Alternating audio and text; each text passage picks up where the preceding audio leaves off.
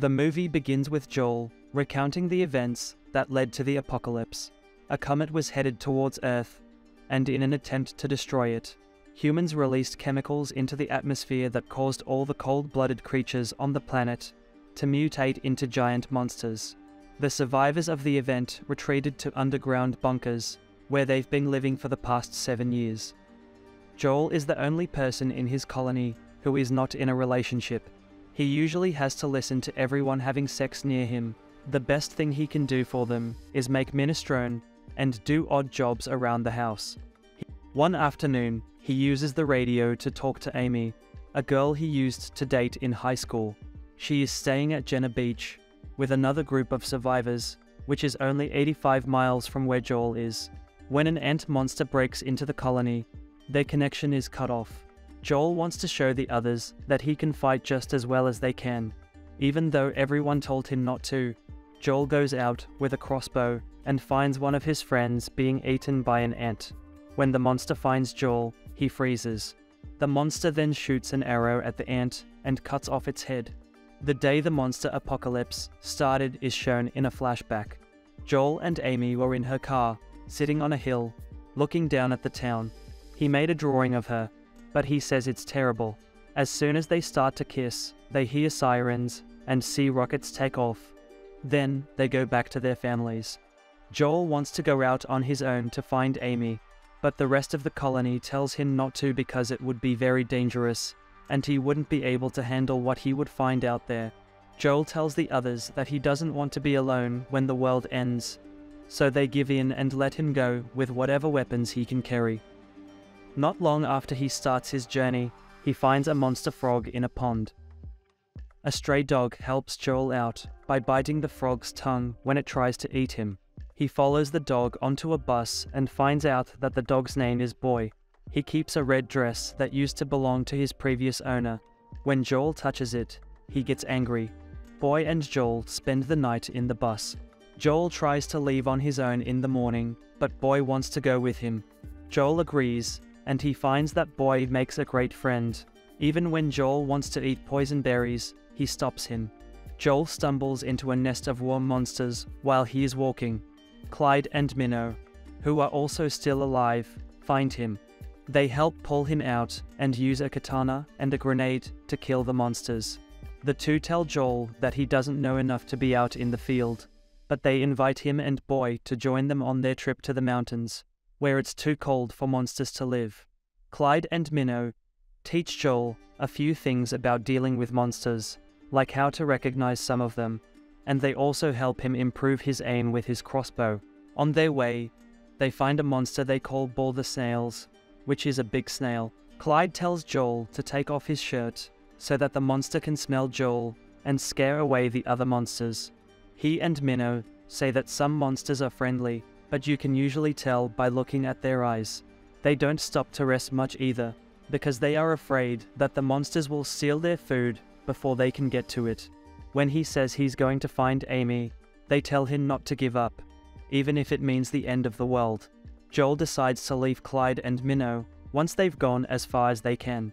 The little girl is sad because she has grown close to Joel, but he gives her a tube of lipstick as a keepsake, which she loves and is grateful for. Before they part, Clyde also gives him some words of encouragement. As Joel and Boy keep going, they find a big monster centipede that almost eats Boy. Joel freezes up again, but he remembers that on the day of the end of the world, he was with his parents. He couldn't save them, and he had to watch as a monster crushed them. He gets up the courage to save Boy and shoots the monster twice, killing it. Joel and Boy look for shelter in an abandoned car, where they find a robot named Mavones. Mavones used to be a friend, but all of them stopped working, including the one back at Joel's colony. This Mavones turns on, but the battery power is almost gone. She is able to help Joel get in touch with Amy by using her radio, and he finds out that he is less than 10 miles from where she is. Amy tells Joel that a yacht captain and his crew have arrived. After the radio is turned off, Mavones shows Joel a light show and even a video of his mother, giving him words of encouragement. which makes him cry. As soon as Mavon's battery runs out, Joel buries the robot. The next day, Joel and Boy keep going, but Boy jumps into the river when his owner's dress falls in. This makes a queen sand gobbler, a very dangerous monster. Pay attention. Joel kills it by timing the throw of a grenade and throwing it into the creature's mouth at the right time, but he yells at Boy because he almost killed them. This makes the little dog run away from Joel. Then he sees that a lot of leeches have bitten him, and he starts to see things because of the poison. He finds a fern that Clyde had told him could be used as an anti-venom. Then it looks like he sees Amy. Before passing out, he gives her a kiss. Joel wakes up in Amy's bunker, where he finds out that he didn't kiss her, but rather an older male survivor. She introduces him to Cap, who seems to be in charge of the yacht crew that has come to move the colony to a safer place. After Joel sees what's going on the beach, he and Amy have some time alone. She is happy to see him and glad that he survived, but she tells him that she has moved on from him and even had a relationship with another survivor who died the year before. Joel is understanding but heartbroken.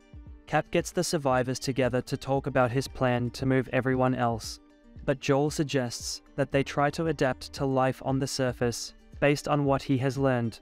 The yacht plan is chosen by the others. Then, he goes to get in touch with his colony to let them know he is safe. Everyone is happy and excited to hear Joel's voice and to learn that he actually killed a monster. Then a plate of berries is brought to him, which he knows are the ones Boy was trying to keep him away from. Joel finds out that Cap is not who he seems to be. When Joel goes to tell Amy, Dana, who works for Cap, knocks him out. Joel wakes up with Amy tied to him. Cap tells them what he really wants to do, which is that he, Dana, and Rocco have been going to different colonies and stealing their resources by using a huge crab monster that he controls with electricity and that also pulls the yacht. While the survivors try to get what they can, Cap sends the crab after them. Joel manages to get away, and he also sees Boy come back. He tells Boy to help Amy while he and the others take care of the crab and the other bad guys. Joel is grabbed by the crab, but when he looks into its eyes, he sees that it is one of the nicer monsters. He shoots at the electrical chain to free the crab, which then goes to the yacht and eats Dana, Rocco, Cap, and what's left of the yacht. Joel makes plans to go back to his own colony, where he knows he doesn't belong. One last passionate kiss is shared with Amy before they part ways. He gives her his monster survival guide, and then takes Boyd back to the colony, where everyone is happy to see him. That's it for today. We hope you've enjoyed watching this video. We'll continue to bring you the latest and greatest movie recaps, so be sure to subscribe to our channel and hit that notification bell to never miss an update. Thanks for watching, and we'll see you at the movies.